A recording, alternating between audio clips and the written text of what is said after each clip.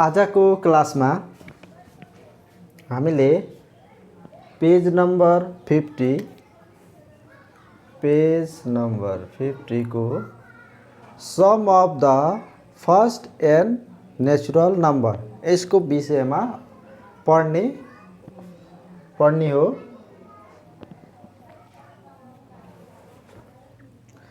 आज हामीले जुन यो नेचुरल नंबर भनेको प्राकृतिक संख्या हो। नंबर संख्या प्राकृतिक संख्या को जोड योगफल कति हुन्छ भने हामी निकाल्ने छौं। n टर्मसम्म प्राकृतिक संख्या को जोड कति हुन्छ त्यसको बारेमा आज हामी पढ्ने हो। अब तपाईहरुलाई थाहा छ 1 2 3 4 5 टु n सम्म हामी यसरी लेख्दै जाम र यो प्राकृतिक जुन संख्या हुन्छ यो 1 देखि सुरु हुन्छ। प्राकृतिक संख्या यानी कि नेचुरल नंबर 1 देखि सुरु हुन्छ है र यसरी गरेर होल नंबर आउँछ। एउटा होल नंबर यो चाहिँ 0 बाट सुरु हुन्छ। 0 1 2 3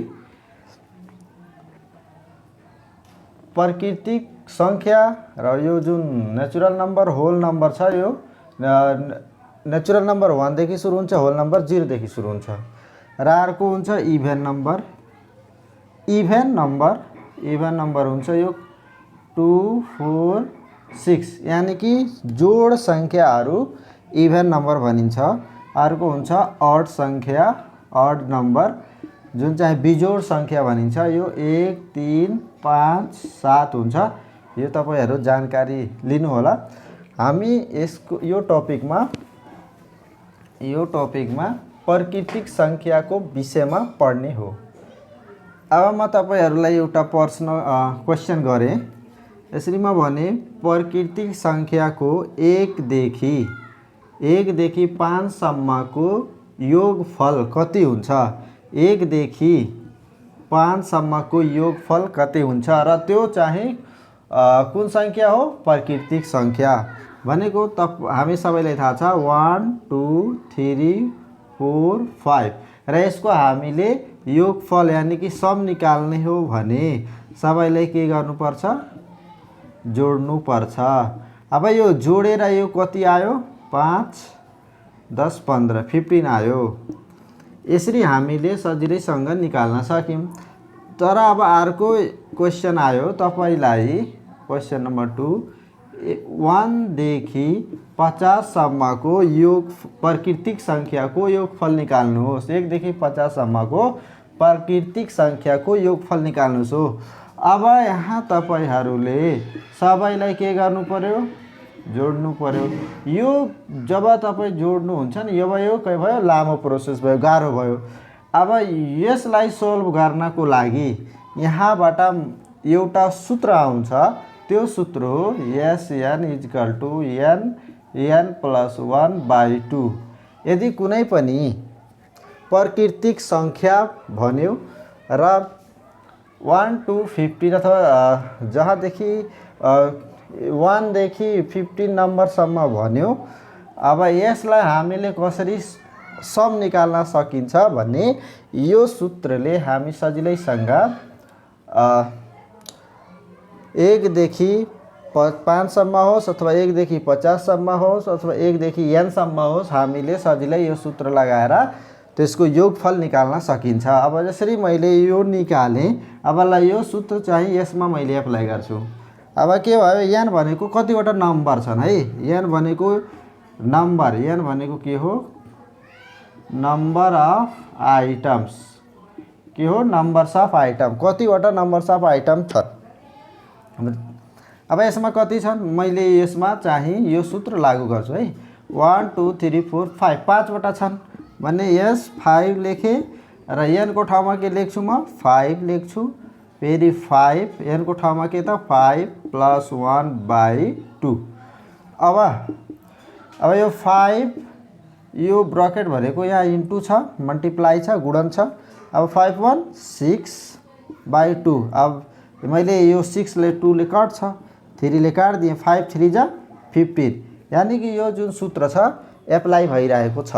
त्यस्तै अब तपाईहरूले 1 देखि 50 सम्मको सम सजिलैसँग निकाल्न सक्नुहुन्छ, यसरी निकाल्न सक्नुहुन्छ।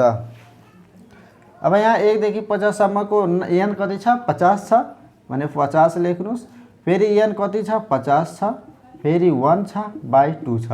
अब 2 ले 25 मा काट्छ, 25 दुरा 50 हुन्छ भने 25 भयो, अनि 25 ले यसमा गुणन गरिदिने।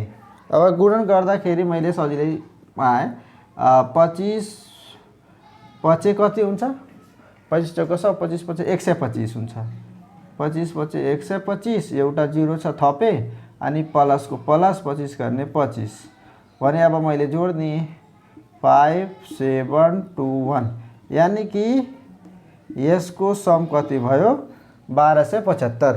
यसरी तपाईहरूले सजिलैसँग यो सूत्र लगाएर निकाल्न सक्नुहुन्छ।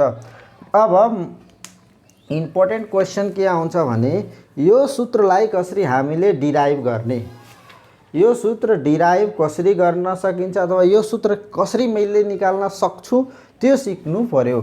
यो सूत्र कसरी आउँछ भने त्यसको विषयमा तपाईहरूलाई अब म सिकाउने छु।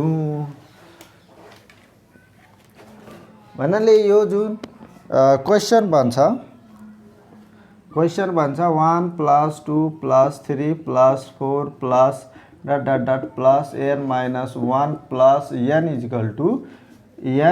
n + 1/2। कहिलेकाहीँ यसरी प्रुफ सोधेको हुन्छ इक्जाममा भने अब यतिबाट तपाईले डिराइभ गर्नुपर्छ, यो जुन नम्बर हो यति तपाईले फाइन्ड आउट गर्नु पर्यो। त यसमा दुईटा तरिका, एउटा जुन हामीले पछाडि सूत्र निकाल्ने फर्मुला पढ्यौं समको, तपाईहरुले पढ्नुभयो होला पछाडि Sn = n/2 a + l। l भनेको लास्ट टर्म हो, यो l के हो लास्ट टर्म हो, यो भनेको फर्स्ट टर्म हो कि नै, र यो भनेको कतिवटा नम्बर छन् त्यसको त्यो हो। अब यहाँ तपाईले सरी, अब एउटा सूत्र यो हामी पढिसकेका छौं जुन जेनरल सिरिज अथवा प्रोपोगेसन हामीले पढ्यौं नि पछाडिको एक्सरसाइज 2.1 मा यो सूत्र हामी पढ्यौं। एउटा सूत्र यो तरिकाले म तपाईलाई सिकाउँछु। अब यसमा तपाई a फर्स्ट टर्म हो, l लास्ट टर्म हो। अब लास्ट टर्म अन्तिमको संख्या हामी निकाल्छौं हो कि नै। यसको सूत्र हो a + n - 1d, यो भनेको l हो। अब a कति छ यहाँ 1 छ, n भनेको मैले n सम्म लिएछु भने n लेख्नु पर्यो, n - 1। डिफरेन्स भनेको d भनेको के हो कमन डिफरेन्स, के हो common difference, common DIFFERENCE common difference d हो। अब यो भनेको यो माइनस यो भनेको 2 - 1 भयो भने 1 आउँछ, अझ 3 - 2 गर्नु भने पनि 1 आउँछ भने इन्टु 1। अब यो कति भयो 1 + n - 1 भयो, कति भयो यो प्लस भयो, यो प्लस भयो, र यो ब्राकेट म हटाउने छु किनभने 1 ले यसमा मल्टिप्लाई गर्नु भयो भने 1 ले त्यति नै हुन्छ हो कि नै, 1 - 1 हुन्छ, यो 1 के भयो क्यान्सल भयो, यहाँ के बच्यो n बच्यो भनेको l भनेको मेरो कति आयो n आयो। र यो a भनेको अब यो मैले Sn यानी कि समको फर्मुला लिए Sn = n/2। Now a + l भयो। अब l मेरो कति आयो n आयो, अनि a कति छ 1 छ है। यहाँ solution here we know that सबै लेख्नु पर्यो, यो लेख्ने यो लेख्ने यो लेख्ने ओके।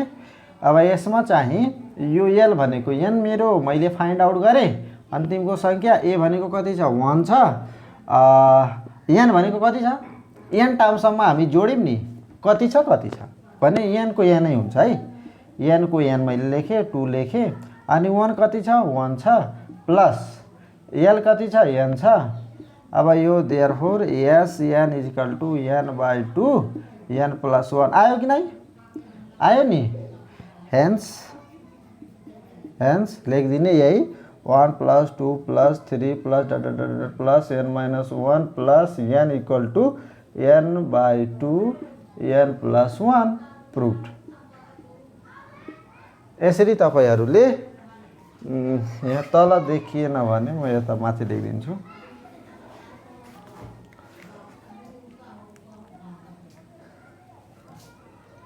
भन्नाले अब यो जुन छ हैन यहाँ लेख्ने अन्तिममा HENS हेन्स यो छ पुरै सार्ने यतिसम्म अनि यहाँ के लेखिदिने प्रुभड। यसरी तपाईले निकाल्न सक्नुहुन्छ। र अर्को मेथड छ, अर्को मेथड पनि मैले बताउने छु। यो फार्मुला लगाएर एकदम सूत्र लगाएर एकदम सजिलैसँग आयो। 2-3टा स्टेपमा तपाईले 1 + 2 + 3 + n सम्मको जोड यति हुन्छ भन्ने हामीले प्रमाणित गर्यौं। हस्त, धन्यवाद।